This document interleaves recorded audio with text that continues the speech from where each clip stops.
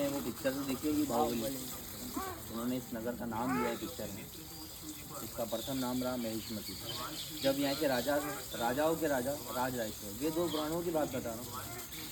भगवान राज राजेश्वर, राजाओं के राजा राज राजेश्वर, विष्णु भगवान के हाथ में जो सुदर्शन चक्र था उन्हीं के अवतार थे। मानव रूप लिया तो दत्तात्रेय भगवान के शिव थे। कहीं वर्षों तपस्या करी तो दत्तात्रेय भगवान ने कार्तिवीर्य भगवान को 1000 भुजाओं का वरदान दिया, 1000 हाथ थे। तो यहाँ के अशोक सम्राट बाहुबली राजा राज राजेश्वर। अब बात करते हैं मैया के ऊपर। इन्हें इनके कर्मों से देवी के स्वरूप पूरे विश्व में आज पूजा जाता है। आपके सोमनाथ का निर्माण भी मैया के द्वारा ही किया गया है। हम इनका नाम बहुत कम लेंगे, इसलिए मैया बोलेंगे तो आप समझ जाना। इनका जन्म हुआ था महाराष्ट्र के एक छोटे से गांव में, चोंडी जिला लगता था अहमदनगर। अहमद एक मुग़ल का नाम है। अब अपना सनातन धर्म थोड़ा सा जागरूक हो चुका है, क्योंकि मुग़लों का खात्मा करके इनके जो नामो निशान है उनको भी अभी हटाया जा रहा है। तो इसको अहिल्या मैया के नाम पे कर दिया, अहिल्या नगर। मैया बचपन से एक शिव भक्त कन्या रही, काफ़ी सुंदर, काफ़ी सुशील, एक बुद्धिशाली। तब काफ़ी कन्याओं को पढ़े लिखे वगैरह नहीं हो पाती थी, पर उनके माता पिता मानकुजीराव शिंदे जो गांव के मुखिया थे, और उनकी माँ सुशीला देवी उनको घर पर ही पढ़ा दी। मल्हारा होलकर का नाम सुने होगा आप लोगों ने। मल्हारा होलकर वो थे जो नासिक आता है ना, नासिक के पास एक गांव आता है होल गांव, तो ये होलकर लोग वहीं से बिलोंग करते हैं। तो इन्हें होलकर का नाम कैसा दिया गया? पेशवाओं के वहाँ इनका काम था, प्रथम बाजीराव पेशवा का पशुपालन था, जैसे युद्ध के लिए घोड़े तैयार करना, अनेक दूसरे कार्य सामान। तो ये काफ़ी अच्छा उनका कार्यकाल देखते हुए सूबेदार बनाकर सेनापति 2 रियासतें सौंप दी गई। एक मालवा, जिसे इंदौर बुलाया था। इंदौर जो है वो इंद्रदेव की नगरी, मालूम है आपको? इंद्रदेव ने वहाँ तपस्या करी, इसलिए उसे इंदौर बोला हुआ। इसे पश्चिम निमाड़ इसलिए बोला जाता है, आपने यहाँ नीम के पेड़ ज़्यादा देखे होंगे, यहाँ नीम ज़्यादा होता है। हर व्यक्ति अपने घर के वहाँ नीम लगाता है, इसलिए इसे निमाड़ बोला जाता है, क्योंकि नीम से ठंडा ऑक्सीजन काफ़ी बीमारियों को दूर रखता है, इसलिए इसे निमाड़। ये निमाड़ और मालवा होलकरों को सौंप दिया गया, जैसे स्टेट उधर, जैसा मराठा जैसे गायकवाड़ उधर गुजरात भी दिया, शिंदे उधर भी दिया, इस तरीके से थोड़ा डिवाइड कर दिया गया। तो ये भी एक हिस्सा ही थे, है ना, पेशवा हो गए, सब थे मराठा ही। मैया को मल्हारा होलकर ने देखा, ब्राह्मणों के साथ पूजन अभिषेक ध्यान लगाते थे। कुछ अपने जैसे लोग उनसे चर्चा की नहीं इस विषय में, ये कन्या किसकी है, तो उन्होंने कहा कि गांव के मुखिया की है, मानकुजीराव शिंदे की। बोले ब्रह्म भक्ति शिव दिख रही है कन्या ये। फिर आस पास के लोगों से चर्चा करते हुए डायरेक्टली उनका पीछा किया, उनको नोटिस किया कि उनके घर जाते हैं। उनके घर जाने के बाद एक गरीब घराने से होते हैं, तो उनसे उनके बेटे के लिए हाथ मांगते हैं कि आप यदि चाहो तो आपकी पुत्री से मेरे पुत्र खांडेराव का विवाह करवा दीजिए। उनके पति का नाम था खांडेराव। तो उन्होंने कहा कि इससे बड़ी क्या गर्व की बात होना चाहिए, जो मेरी पुत्री इतने बड़े राज घराने में जा रही है। तो मैया की शादी बाल विवाह 8 साल की उम्र में शादी तय होकर 13 साल की उम्र में पूना का जो शनिवार है वहाँ मैया की शादी होती है। फिर कहे काफ़ी समय के बाद मैंने एक बेटे की प्राप्ति होती है, जिनका नाम था मालेराव, इनकी बेटी का नाम मुक्ताबाई, 2 बच्चों की प्राप्ति है। आप लोग अभी जहाँ बैठे हैं, पहले के समय में इसके नीचे कोठार घर हुआ करता है। कोठार घर जैसे अपने भी घर में होता है ना, स्टोर रूम, अनाज धान वगैरह सब नीचे रखते हैं, शस्त्र वगैरह, इसके नीचे पूरा कोठार घर। अब बात करते हैं अपन शिवलिंग की। शिवलिंग की प्राप्ति कहाँ से होती है मालूम है आपको? नर्मदा मैया से होती है। अब नर्मदा मैया का जन्म कैसे हुआ वो मैं आपको बताता हूँ। जब समुद्र मंथन जो हुआ था, तो मंथन के द्वारा उसमें से काफ़ी चीज़ें निकली थी, रत्न, कामधेनु गाय, घोड़ा, हाथी, विष, हर चीज़ में देवता और दानव के बीच में काफ़ी विवाद सा चल रहा था। जब संकट आया तो सारे के सारे लोग देवता और दानव कहाँ जाते हैं, आपको भी मालूम होगा, भोलेनाथ जी के पास जाते हैं। भोलेनाथ जी के पास जाने के बाद में सब अपने अपने स्तर से बात बता देंगे, तो संकट आया प्रभु ये है, इसको कुछ हल निकालिए। तो उन्होंने उस हंसते हंसते उस विष को उठाकर, आपको मालूम, पूरा पी लिया था उन्होंने। किसने रोका उन्होंने?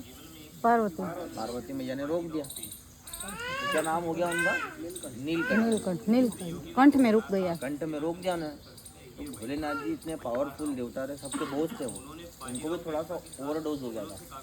जैसे अपन भी कुछ इधर उधर की चीज़ खा लेते हैं तो अपने को घबराहट हो जाती है, कुछ कैप्सूल खा लिया है, कुछ इधर की फालतू चीज़, तो घबराहट हो जाती है। तो भोलेनाथ जी को जैसे मस्तक पर से जो पसीना आया, वो पसीने की बूंद आ गई सीधी यहाँ से लेकर कंठ पे, अब वही कंठ का पसीना गिर गया 2 पर्वतों के बीच में। अभी आप बैठे हो विंध्याचल पर्वत पर, वो सतपुड़ा पर्वत के बीच में, संध्या पर्वत और विंध्याचल पर्वत, इन 2 पर्वतों के बीच में कंठ से निकला पसीना तो नीचे धरती पे आया, तो उसको नाम रख जाएगा अमरकंठ। नाम सुने होगा आपने, हाँ अमरकंठ। तो जैसे अमरकंठ के अंदर पसीने की बूंद गिरी तो वहाँ कन्या का जन्म हुआ, जिसका नाम रखा गया नर्मदा। नर्मदा क्यों रखा गया? तो भोलेनाथ जी एक नर थे ना, और नर से ही निकला हुआ पसीना है, इसलिए नर्मदा, नर्मदा नाम रखा। तो मध्य प्रदेश छत्तीसगढ़ क्रॉस होकर महाराष्ट्र गुजरात, आपके वहाँ खंबात की खड़ी में जाती है मैया सरदार सरोवर होते हैं सीधे। अब नर्मदा मैया जो थी एक शिव पुत्री थी। नर्मदा मैया की शादी होने जा रही थी एक राजा से। उस विषय में वो राजा ने, नर्मदा मैया थोड़ी सी सांवली होती है तो उनको इनकार कर देते हैं, तो उनकी फ्रेंड से शादी हो जाती है। तो मैया बड़ी, उनका अपमान हो जाता है, तो वहाँ से क्रोधित होकर आती है रूठती हुई। तो रूठती हुई आती है, उस विषय में उन्हें भोलेनाथ जी रोक लेते हैं और उन्हें एक वरदान देते हैं कि हे पुत्री, तेरे कंकड़ में शंकर का वास होगा, उसी कंकड़ को शंकर मान के विश्व में पूजा जाएगा। तो वो बोलते हैं ना कि नर्मदा के कंकड़ में शंकर है और हर कंकरी शंकर है। तो नर्मदा मैया सीधी जाती है, अपन भी जाते हैं ना सीधे, और फिर वापस रिटर्न दिवस आ जाते हैं। तो इस तरीके से एक दूसरे से टकरा के गोल आकार में शिवलिंग का हो जाता है। इसलिए शिवलिंग की प्राप्ति आपको भी मालूम होना चाहिए कि अपने गुजरात में नर्मदा मैया है वहाँ से। तो बाकी आपके वहाँ डिप ज़्यादा है इसलिए नहीं मिल पाते हैं। पहले के लोग नर्मदा परिक्रमा के बारे में मालूम है आपको? नर्मदा परिक्रमा के बारे में, सबसे बड़ी परिक्रमा होती थी, उसमें 3 साल 3 महीने 13 दिन लगते थे, 3200 किलोमीटर की। जब वो पैदल ओमकारेश्वर गौमुख घाट है वहाँ से उठाते हैं, परिक्रमा संकल्प लिया जाता है, फिर जाएंगे आप गुजरात, समुद्र पार करेंगे, 3:30 बजे ऑटोमेटिक पानी आता है वहाँ, वो मीठी तली तरफ उतारेगा, वहाँ से भावनगर के बगल में है वो, नीलकंठ है वो। हाँ, ऑटोमेटिक पानी ऊपर आता है, क्या मतलब वहाँ का ऑटोमेटिक पानी, तो दिन भर पूरा नीचे रहेगा समुद्र का। 3 बजे समथिंग पानी ऊपर आएगा, लेवल में होगा, फिर बोटें निकलेंगी, फिर 7 बजे हम जाके आए हैं वहाँ। हाँ, फिर वो बोट से पूरी परिक्रमा लगा के इस तट पर आएंगे। तो वो लोगों को शिवलिंग मिलते थे, वो शिवलिंग को अपने पास रख लेते थे। तो शिवलिंग लाने के बाद में इस रूट पर वो अमरकंटक की ओर बढ़ते थे, क्योंकि अमरकंटक से तट परिवर्तन होता है, नर्मदा जी तट परिवर्तन होगा, आधा पानी अपने नर्मदा जी का डालेंगे और आधा वहीं का पानी तट परिवर्तन होगा, वापस ओमकारेश्वर आएंगे। तो यहाँ पर आते आते वो लोग थक जाते थे, उस बीच में मैया उन्हें रोक कर विश्राम, भोजन की सारी व्यवस्था कराते थे। तो वो लोग खुशी से मैया को अच्छा लगता था उनको, तो वो भेंट में शिवलिंग दे सकते थे, क्योंकि वो तो एक रानी थी, एक राज्य चलाती थी, उनको बड़ा अच्छा लगता था। तो वो शिवलिंग, शिव भक्त थी, उन्हें शिवलिंग देते थे भेंट में। तो वही शिवलिंग अपन जो देखेंगे आप अंदर उनके स्तर, उनके देवघर में। अब बात करते हैं अपन, ये पूरा पैलेस जो है अब राजाओं की रियासत में रही, शासन नहीं था, तो ऐसे आपने काफ़ी जगहों के पैलेस जो देखे होंगे उन्हें होटल हेरिटेज में कन्वर्ट कर दिया गया, इससे भी होटल हेरिटेज में कन्वर्ट किया एलिया होटल, आधा ट्रस्ट में और आधा उसमें।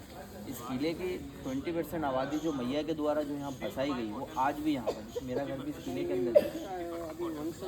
हाँ, शिवाजीराव होलकर, उनके पुत्र यशवंतराव होलकर, यहाँ क्या विदेश में रहते हैं, आना जाना उनका सब लगा रहता है। सारे दिवाली, दशहरे, होली, संक्रांति सब यही बनाते हैं। जैसे आप लोग गुजरात में रहते हो, बाकी इंडिया के बाहर काम करते हो, तो वापस आपके घर आना ही पड़ेगा, तो उस तरीके से ये लोग भी आना जाना इनका लगा रहता है। अपन अब चलेंगे उधर, उनका कैबिनेट हॉल देखेंगे और उनका पूजा घर। तो कुछ जगह ऐसी भी वहाँ फ़ोटो नहीं लेना है, मैं आपको बता दूँगा। यहाँ फ़ोटो लेना है क्या आपको?